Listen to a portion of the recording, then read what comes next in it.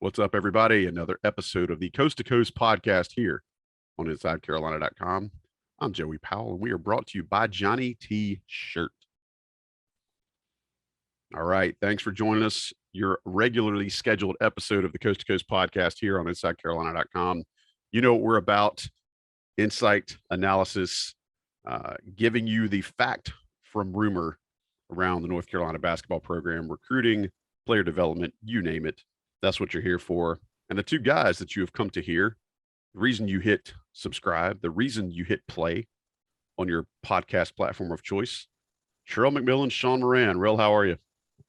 I'm good, man. Ready to discuss and get ready for Peach Jam next week. Yeah, a lot going on. Sean, how you living? I'm doing well. Wishing I was Sherrell and going to Peach Jam this week.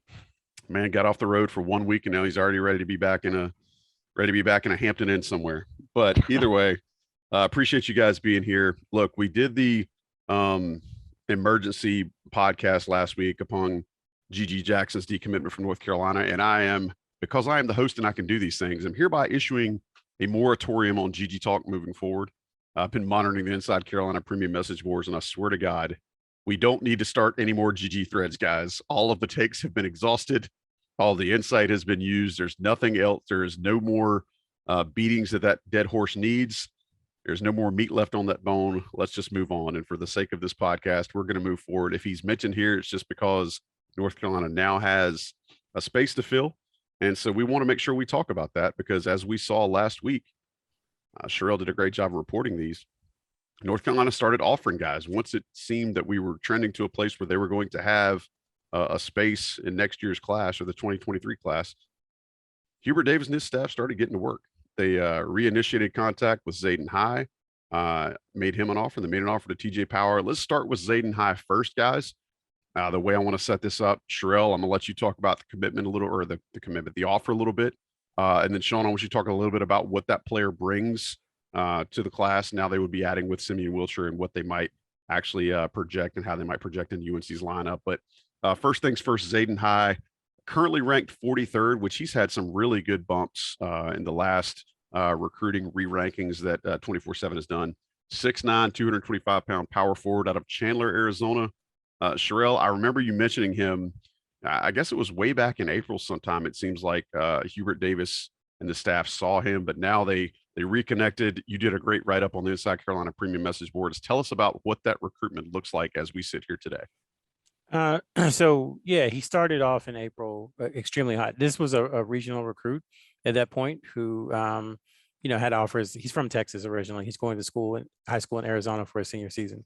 But he had, the Oklahoma and the Texas and the Louisiana, kind of all those schools had kind of offered, and that was where his recruitment was. And then just kind of a couple blistering performances against players who used to be committed to UNC, among others. And I think that caught the attention of not just the country, but also the UNC staff. And so they initiated contact that weekend. Hubert Davis, reached out directly, as did Sean May.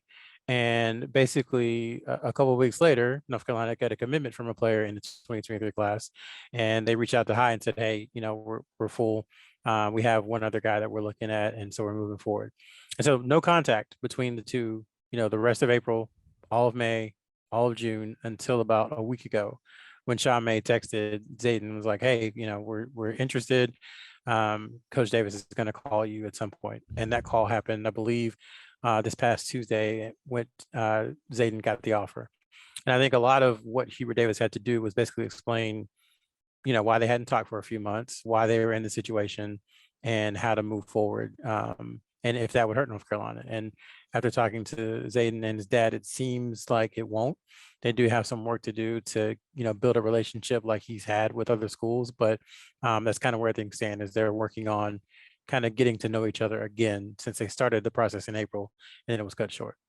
One of the things that we've talked about on this show is, really the recruitment doesn't really take effect until the player shows up on campus. And I think that's just us learning from the way things have gone over the recent past.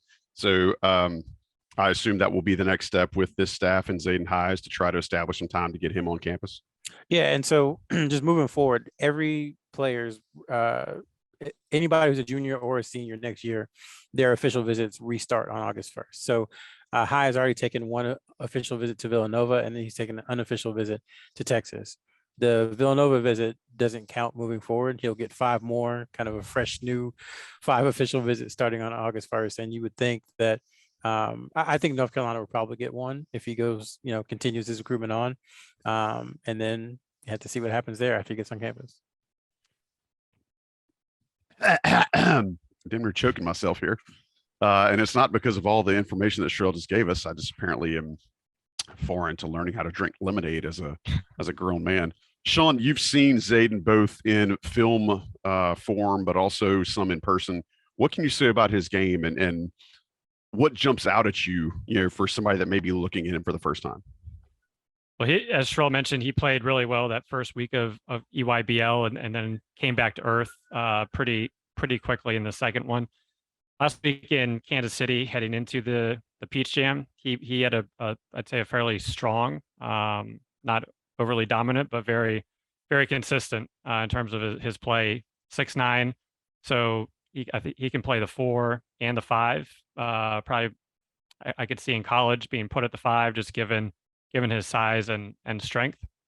But like a lot of guys that we're talking about these days, he likes to operate primarily from the 3-point line or outside, which makes him ideal for whether it's 5 out or just spacing the floor.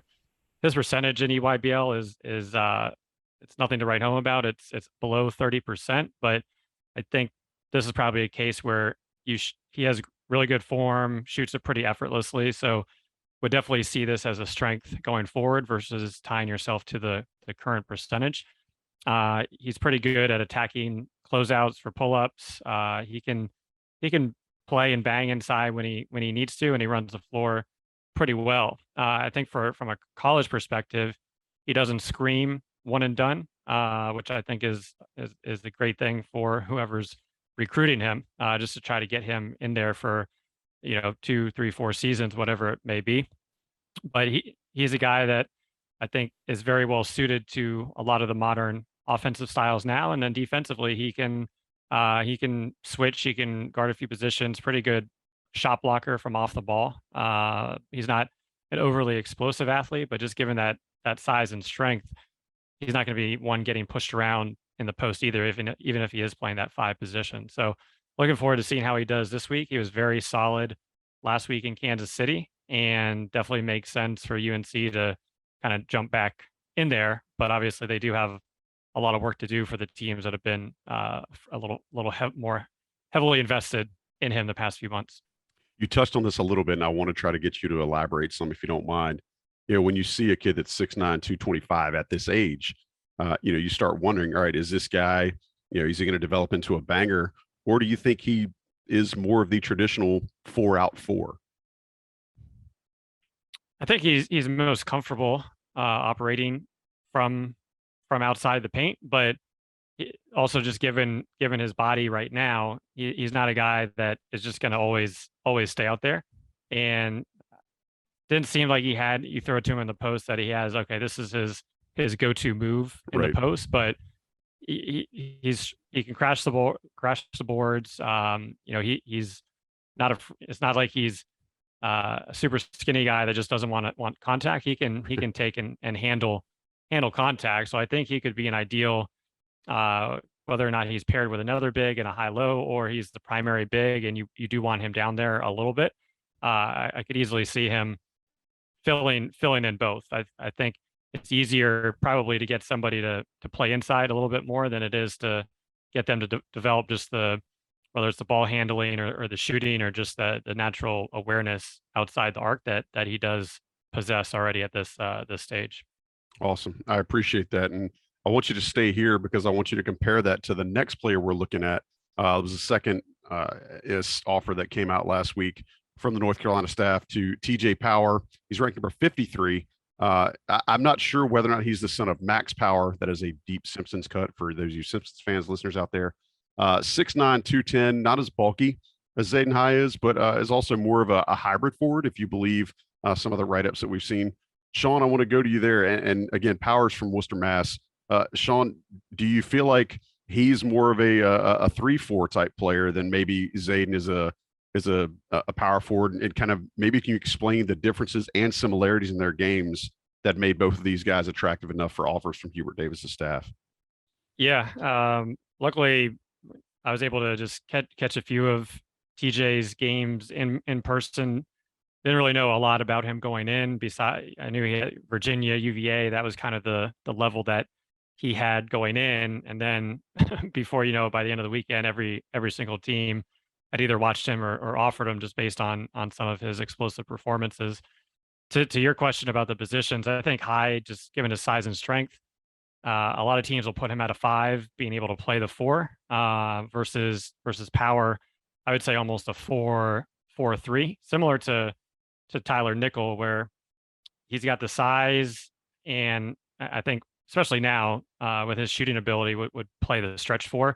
You wouldn't want to put him as the 5, especially in a college offense defense. Just the 6'9" might be a stretch, or the 6'8", whatever is listed is probably a little stretch from a height wise, as well as definitely not being as well built as High. But he moves a lot better, which I think is why he could operate a little better defensively, the 4-3 on the perimeter. But also just from a shooting perspective, I mean, this is a guy that was shooting 45% from 3, is moving off the ball, moving like a guard, looking for shots off screens, handling the ball, looking for pick and roll, step backs, etc. So he definitely has more of the game of a guard or a wing than High, who would mostly be kind of a catch and shoot, stretch it, maybe attack 1 to 2 dribbles off the catch. But TJ, once again, from that tournament, had a 41-point game, a 33-point game, and he was catching and shooting from well beyond. I mean, pretty much all of his threes were coming from the NBA 3. And he was, once again, off pick and roll, step backs, very effortless jump shot, but he could also attack if you did put a smaller, say a 6'5", 6'4" guard on him, just to try to keep him off that 3-point line. He wouldn't be afraid to get in the post. Not that he's banging all the way down to the basket, but shooting a 10-foot, 12-foot fadeaway, just given his size. So he was much more, I'd say, well positioned for that wing perimeter spot, but given his size, I'd say a natural stretch 4. But definitely one of the best shooters in the class, and a guy who made his mark in front of a lot of coaches last week. Not going to make a direct comparison here, but from what little film I've seen on the kid, he's got a little bit of a floater too, which North Carolina fans will distinctly remember was such a nice aspect of Justin Jackson's game. Not saying those two guys are anywhere close to the same talent level, but it is nice, like you said earlier, to be able to see a guy that can move with the ball that well and be able to get those mid-range little floating shots off. And just sorry, one other quick thing. I mean, he not the most explosive at the rim, but he knows how to use his body. He was getting to the line 10 plus times in certain games, so he can take and he can draw contact. So he's definitely more than just a perimeter shooter. So he is a guy that, once again, is not going to kill you in isolation, but can use a pick and roll, get into the paint. So it is very versatile offensively. Awesome. Thanks for adding that in. I appreciate it. Sherrell, tell us a little bit about what this recruitment has looked like. Again, kids right around that top 50 mark. North Carolina, had an offer as of last week that they wanted to get to someone. Tell us about how that developed with TJ Power. Yeah, I don't think he'll be around that top 50 much longer. I think he's a prime candidate to move up at the next ranking update at the end of the summer. Really, man, he's another one who had really good offers.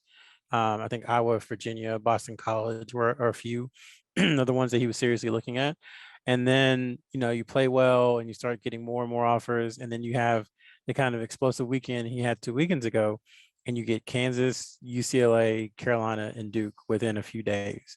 And so that changes the tenor of a recruitment very quickly when those 4 schools kind of drop in. I think he's still, based upon what he told us, committed to making a decision, probably towards the end of September, early October. And like I said, everyone has 5 new visits. The only official visits he's taken, he took one to Iowa like last fall, so October of 2021. And then he took one to Virginia this past, I think it was Memorial Day weekend, or right after Memorial Day weekend. But again, it resets, so he has 5 more. So conceivably, he could take another one to one of those schools if he wanted to.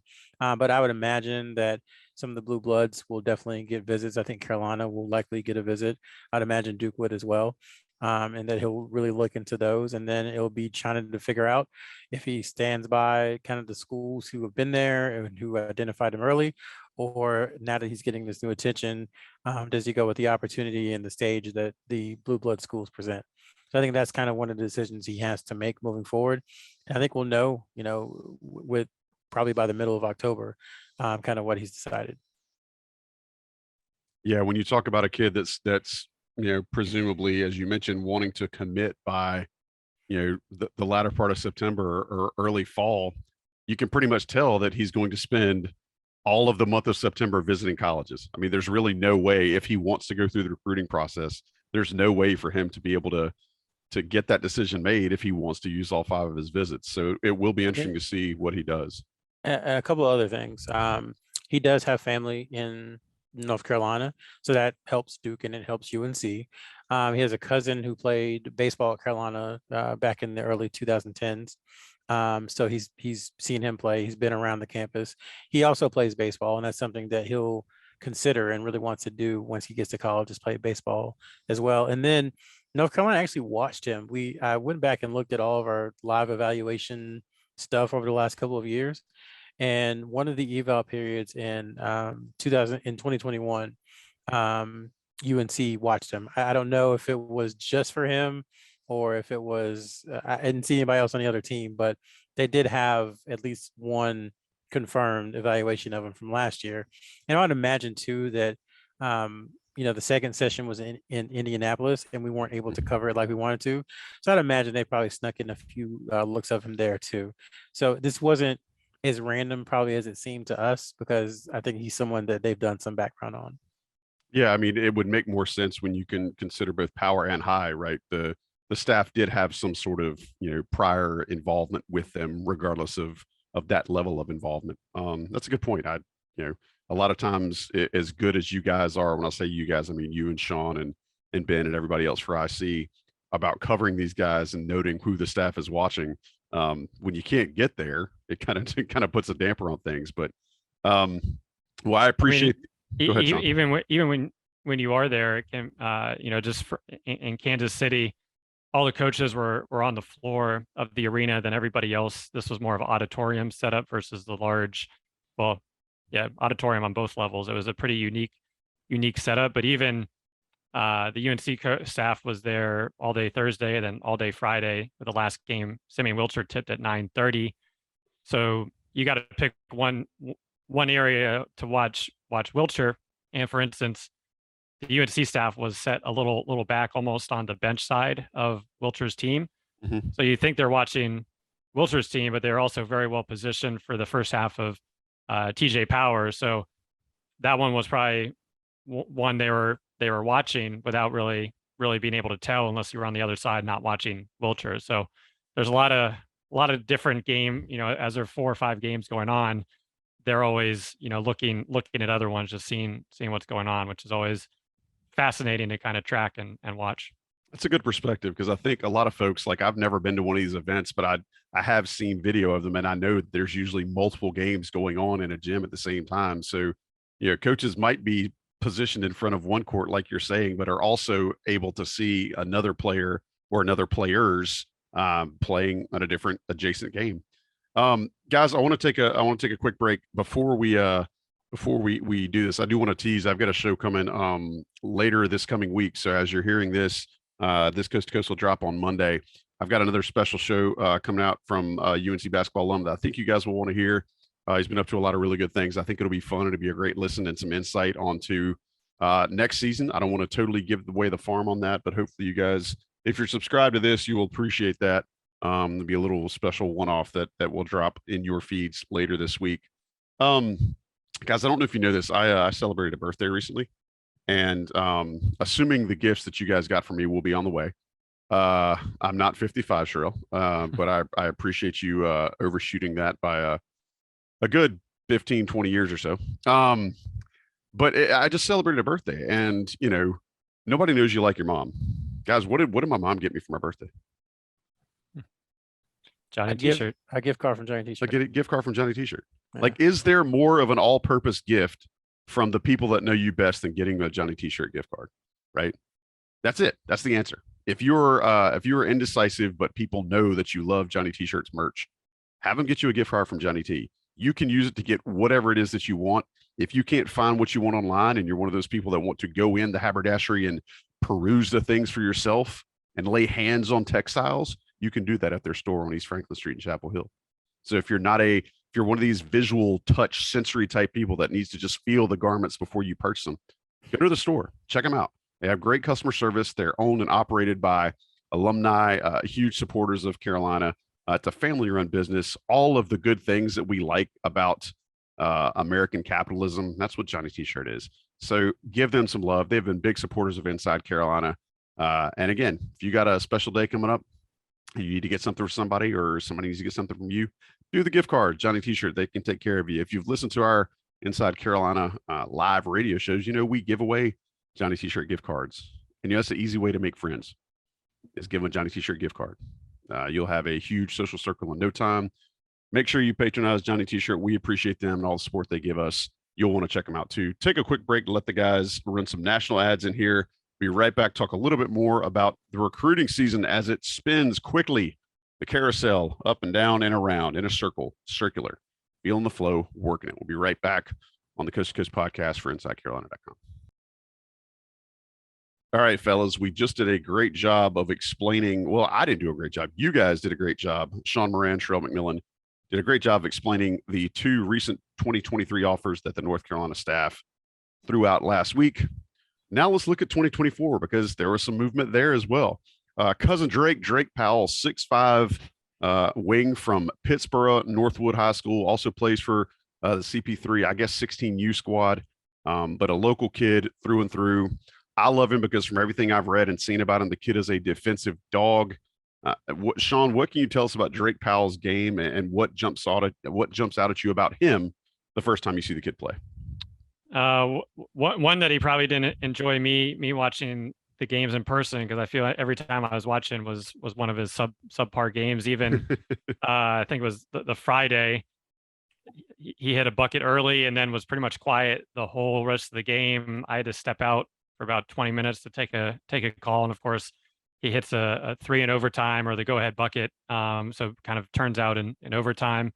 But he became the most recent 2024 player to earn an offer. Had his ups and downs last weekend in Kansas City, but the UNC staff was watching him, and I think to your point, it was more of what he can become. And you have a guy 6'5", 6'6", very, very wiry. I think defensively can project to guard that top player, whether it's the 2, 3, even 1. Still has a lot of work to do offensively, but a lot of the foundation is there, whether it's ball handling, good defensive rebounder that can push the ball, has the ability to hit the 3. And I think even his last game in Kansas City hit 3 out of 6, but I think he definitely needs a little work on the form to become, especially to become a consistent shooter at the college level. But a very unselfish player. A lot of the time he was beating, kind of catching the ball, good first step, getting into the teeth of the paint, and then just firing off rapid passes, whether left hand, right hand, to open shooters on the perimeter, guys cutting.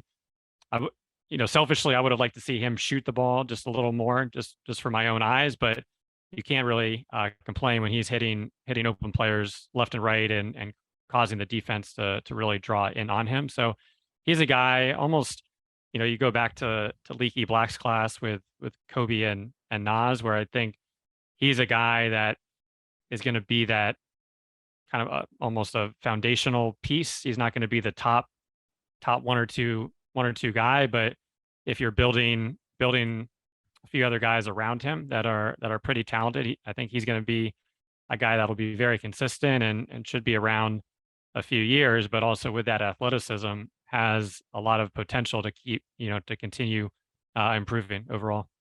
You can't win without players like that. Like you said, he may not be the absolute, shiny object in a class, but I think about just recently, this team's run to the Final Four, how many big defensive plays got them there. And when you have a player like him who's capable of making a big shot and it can lock down offensively, I think there's a lot of potential, like you just said, for him. Sherrell, I don't know a lot about Drake Powell other than he has an awesome last name. And, we Powells are incredibly just immaculate athletes. Both of his parents are UNC grads, correct? Correct. So tell us a little bit about how that recruitment's coming together. Again, he's about as local as you can be without being in Orange County, North Carolina. So Pittsburgh, a stone's throw away. Tell us about how that recruitment's kind of shaping up and what it's looked like thus far. Yeah, it's still early on. I think they are not going to rush into a decision. They, meaning his parents and his brother and sister, and really his high school coach, are kind of the people who are going to help him along, with this process. Again, we can take official visits beginning in the fall, and I think he definitely will. Since June 16th, I mean, he's another guy who's picked up just a ton of offers. Florida State, Tennessee, Wake Forest, LSU, Texas A&M, Virginia Tech, Miami, just to name a few of them. So he's definitely someone who's ascending. And I think that's what is really to like about him, is that, yeah, if you look at stat lines right now, it's not the best, it's not great, but you can kind of see the talent that he has flash. And in addition to the talent flashing, he also is grounded enough to do all the things that coaches love in winning time, whether it's deferring or setting a screen or making the extra pass and not going for the glory, being able to play defense and move his feet, fighting through screens. He does all that stuff already and has it down. Usually when there's a player like that, it's because they have some kind of deficiency athletically, that they have to play that hard. Well, he does that already, and he has the athleticism and the wingspan and some of the skills. So now it's just about building on it. But he's someone, I really think his ceiling is pretty high as he continues to work and develop. But because he has all that other stuff, I think it's why he already has an offer, even though some of the production isn't there.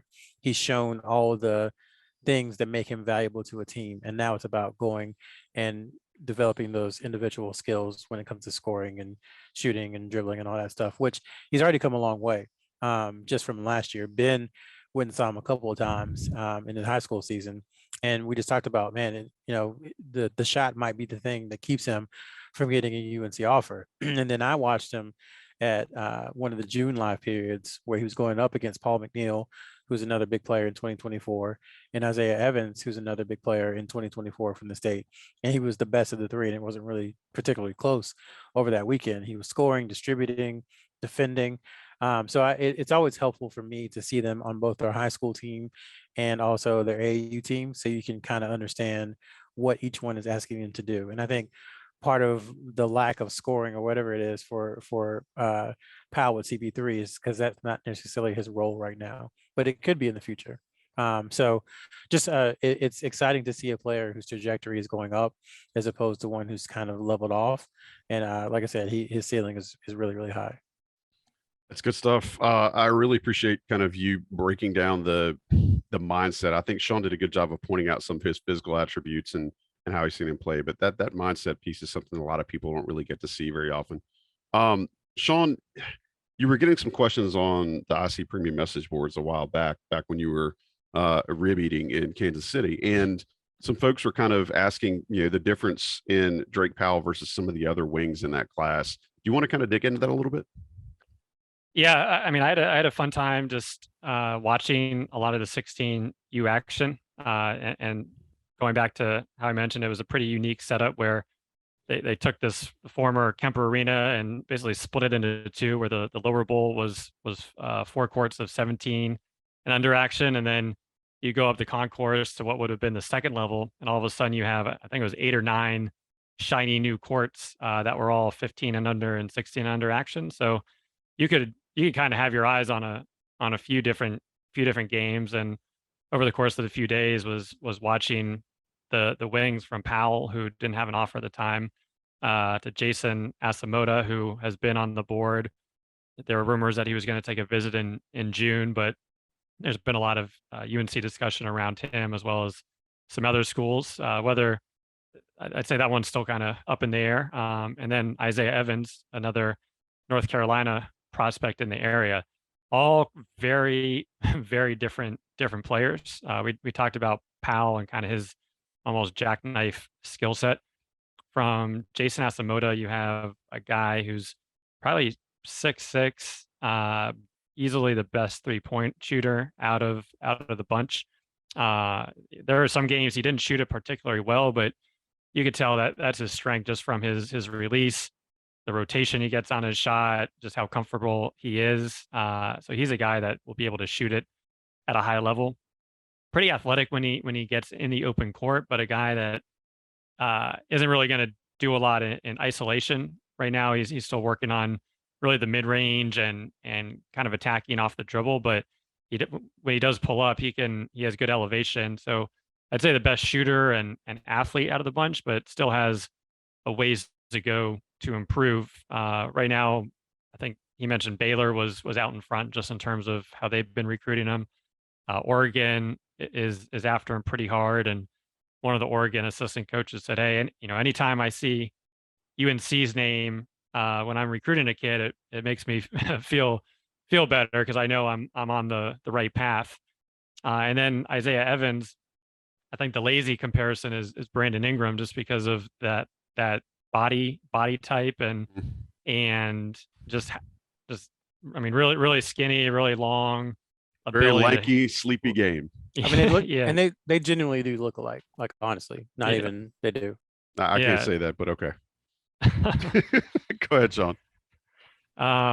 So he was a guy that Carolina was kind of watching Powell, but also watching him one of the games, and he took over at 1.7 straight to kind of get the lead, and then hitting the three right off the bat. So he can hit the three, kind of almost a side spin coming out of his hand. So not the prettiest of jump shots, but a guy that can get buckets for a easy choice, but also a guy that I think has a lot of potential. Probably not the most, still kind of a little slow off the dribble, but once again, given his size and length, he's usually going against a 3 or a 4, and he can get there. But definitely needs work on his explosiveness, on his body, but going into his junior year, that'll come. And I think really good looking for a shot, but not being selfish with it. And once again, he was a guy you kind of wanted to see take over and take the reins, and he did on a few occasions when I got to watch him. So for him though, I could see him easily being a one and done type player, just given that size and length.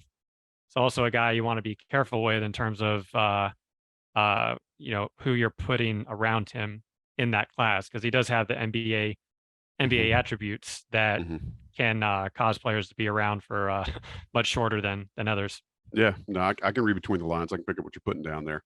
All right, so as we head into this week, is when the Peach Jam starts. I think it actually starts today as we're recording this, but Sherrell, I know you dig them Georgia Peaches. You're going to be down there this week. What are you expecting to see when you and the General hit the road? I mean, we're gonna watch a lot of TJ Power. We're gonna revisit Zayden High, and then just kind of see where they go. If there's anyone else in 2023 that catches their eye, because the situation was kind of set up perfectly the way they had it as far as that 4 position moving forward. You had the player who's committed, and then their top target in 2024, Jaren Stevenson, kind of plays that same spot. So you kind of had a nice through line of Manic to potentially Nance to Jackson to Stevenson. And so I think they have to be careful and mindful about offering more 2023 kids who play the 4 spot, because how does that fit in with Stevenson? How does it fit in with potentially Dontre Styles and Puff Johnson coming back, potentially Tyler Nickel, who can play some 3-4 as well. So they have a few players there. I'm really curious to see kind of how they feel and what they say to additional players who at that position about how they all fit in. Is it just, hey, we think you're a basketball, which is what they told TJ Power. You're a basketball player. We like that you play basketball and you're good at it, and we'll figure the rest out later. So maybe we're thinking too much about positions and, who they'll defend and if so and so can play together. Maybe it's just like we're going to put the 5 best players out there, regardless of their size or their height, moving forward. But that's just something I think about is 2023 and the 4 spot. And then who's going to be next in line for 2024 offers? Drake Powell just got his. Obviously, they've offered a couple of national guys who, again, until they visit UNC, we're just not sure how deep UNC is into it. Cam Scott, Jaron Stevenson are there, Drake Powell, James Brown. So who else is going to be next? It seems like a wing would be likely. So is that Isaiah Evans or is it someone else? So those are kind of a few of the storylines. And one more, I'm trying not to take everything from Sean. I'm sorry. You just have to start thinking about a guard in 2024, I think, too.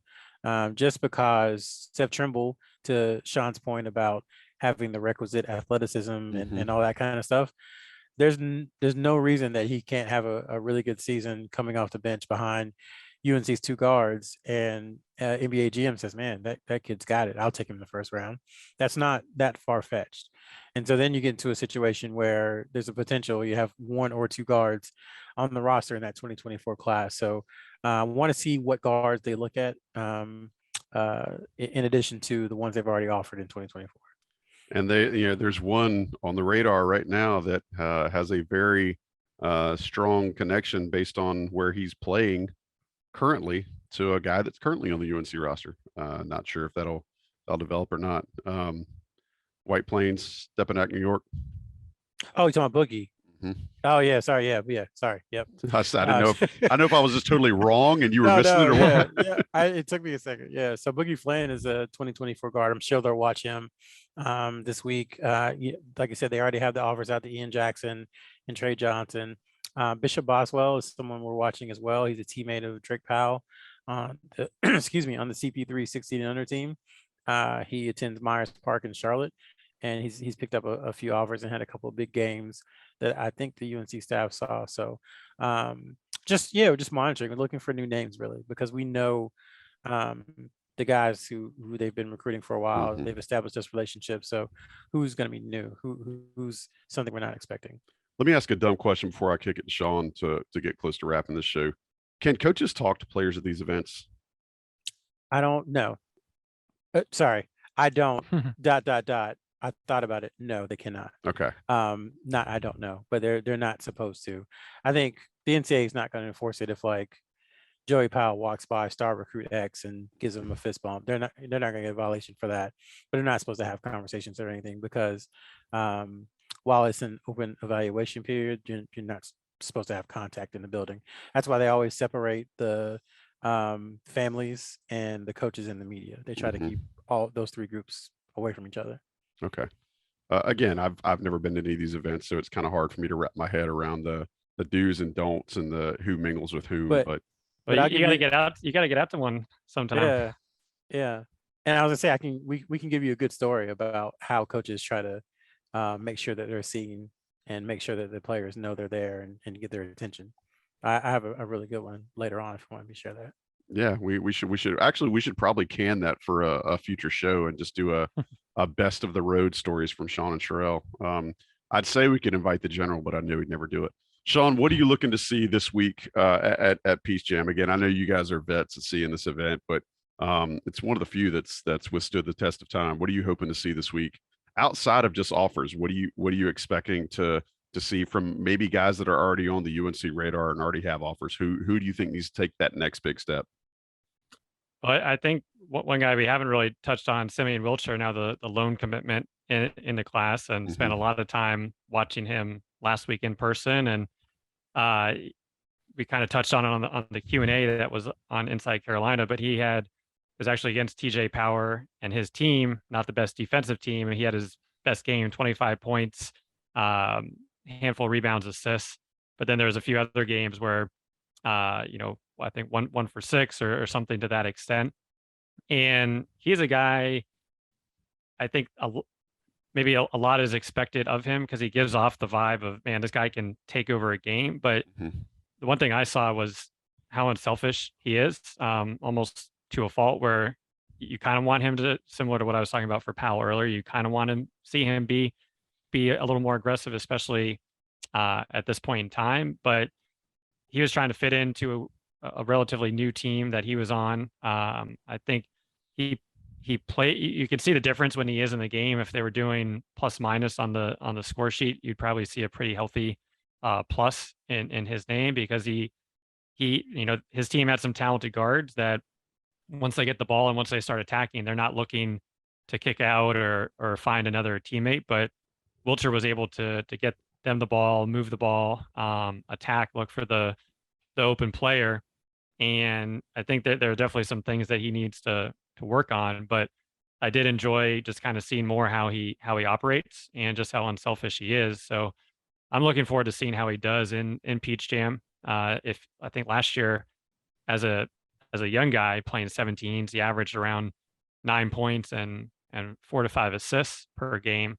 Can he just increase the scoring load a little bit, or is he content to be that facilitator, playmaker, and kind of play defense? So that would be one part. The other, a lot can happen over the course of a few days, especially now that 2023 is open again, whether it's Power, High, or maybe somebody else pops on the screen. I think that'll be interesting just to see who they're watching or who's playing well. And then 2024, they already have a handful of offers. One of the guys, James Brown, we didn't touch on, but I really enjoyed watching him in person. I think watching the film was a little questioning almost his coordination and body type, but once I saw him in person, that those questions went out the window, and really fun player to watch. But this time last year, coming out of the Peach Jam, was when they provided a few other offers to some of the Boozellis and Taylor and a few other guys. So I'm sure coming out of this weekend, there'll probably be a handful of offers, whether it is 23 or 24. But I mean, this is the final live period, and whether it's setting it up for the future or just trying to expand a little bit more for this year, it should be a fun week and fun one to cover from just a recruiting perspective. Go ahead, Sherrell. I was gonna say, yeah, to Sean's point, the next time after the 24th, when the period ends, the next time coaches can see guys off campus or evaluate them is September 9th. And that's when the fall recruiting period starts. That's a while.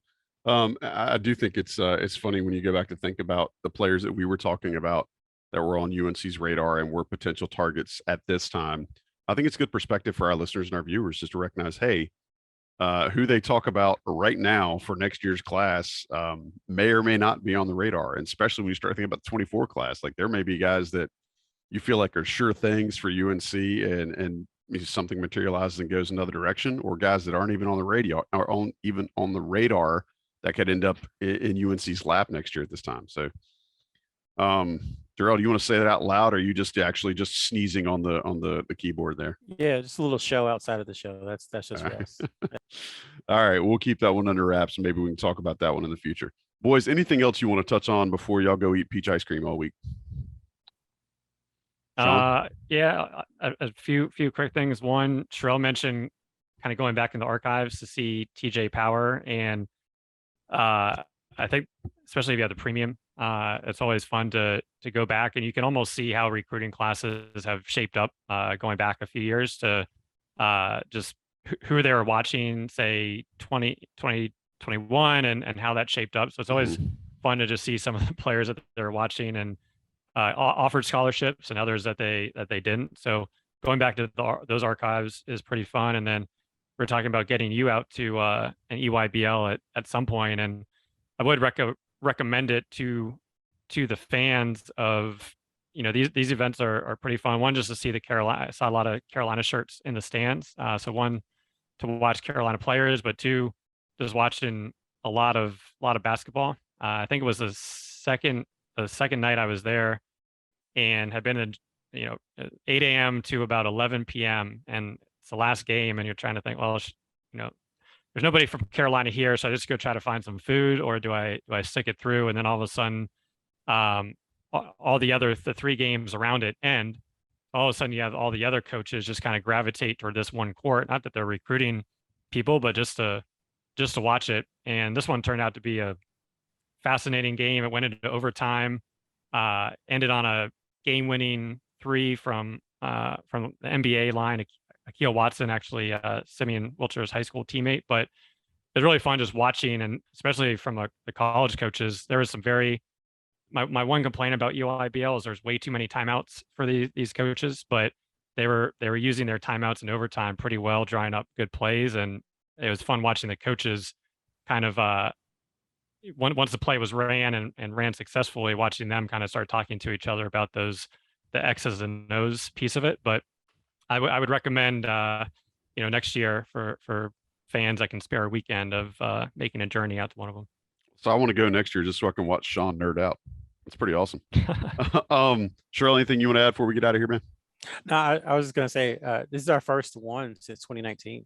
Yeah. Because 2020 was obviously the pandemic. 2021, they were very selective and very aggressive in who they didn't let get credentials. So this is our first time in 3 years. And so it's the first time without Roy Williams. And if you know Roy Williams, like Peach Jam was kind of his jam. Like he loved it. And just it's going to be weird going in there. It's for those who don't know, the building it's in, they set the temperature to like Antarctica.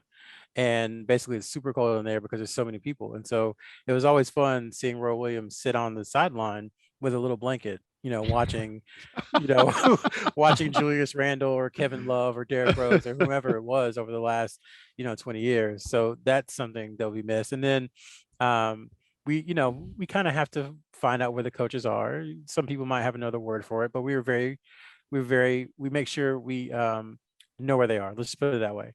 And so it was a running joke with, me and Ben and Rob and the late JB Sissel. It was always, where's Roy? And we'd be looking around and we go, oh, hospitality room. So sure enough, we'd look in the hospitality room and half the time he'd be in there getting that peach cobbler. So just little stuff like that. See, y'all really want me to go now, right? Like you're talking about it being really, really cold inside and having peach cobbler. I mean, you're speaking to my fat man vibes right now. So I don't know what else. I don't know what else you need to sell me on. I'm there. Yeah. So for me, this is kind of the last reminder that Roy Williams is no longer UNC's coach. Like this, he's not going to be a Peach Jam. So it's kind of weird. Or what if he shows up and he like has a name tag on that says like Roy Williams, or it's hi, I'm Coy Williams. I'm Roy's dadgum brother. Boys, I appreciate it. So one more final thing to Sherrell's point. We've always talked about, how is UNC on the recruiting trail, and it was weird with no Roy Williams, no Coach K, no Jay Wright. I don't think Bill Self showed up to this one. He had his assistants, but when Hebert was there, I mean, he walks in and there's definitely kind of an aura about him and a presence about the UNC staff, which I think was a general question this time last year of how was that going to be, and kind of seeing it in person. People's heads definitely turn when they're walking by the different courts. Boys, I appreciate it as always. Sherrell, I want to give you huge propers for all the write-ups you've done in the past week or so. I know both of you guys have been extremely busy. Sherrell with writing, Sean with eating. But I also want to give a big shout out to Jason Staples is doing all his football previews for position players. So if you're listening to this show and you're also a UNC football fan, go read those, man. Doc Staples puts a ton of work into those. He does a great job in just breaking down talent, instinct, skill level, all the things that you need at these various positions for players that are on UNC's two deep. And it's just been really fascinating to read. I've always said that, I get smarter just by reading anything that Staples writes because he's that far into it. So I want to give him a shout out. And that's hopefully what you guys have come to expect from Inside Carolina. Hopefully this show is meeting what you've come to expect from Inside Carolina. I hope that you will take a second and rate and review us. That's good feedback for us. And it's also really good for our how we pop up in searches and all that good stuff. But that's all we got for this week. Appreciate Sean Moran and Sherrell McMillan joining us in midst of all their travels. Sean, I expect I will see some amazing Instagram photos from you very soon. Sherrell, safe travels. Try to keep the General out of trouble. And boys, for Sean Moran, for Sherrell McMillan, for Johnny T-shirt for sponsoring, for John Siegley for producing, I'm just Joey Powell. Appreciate all of you listening. We'll talk to you next time on InsideCarolina.com's Coast to Coast podcast. Late.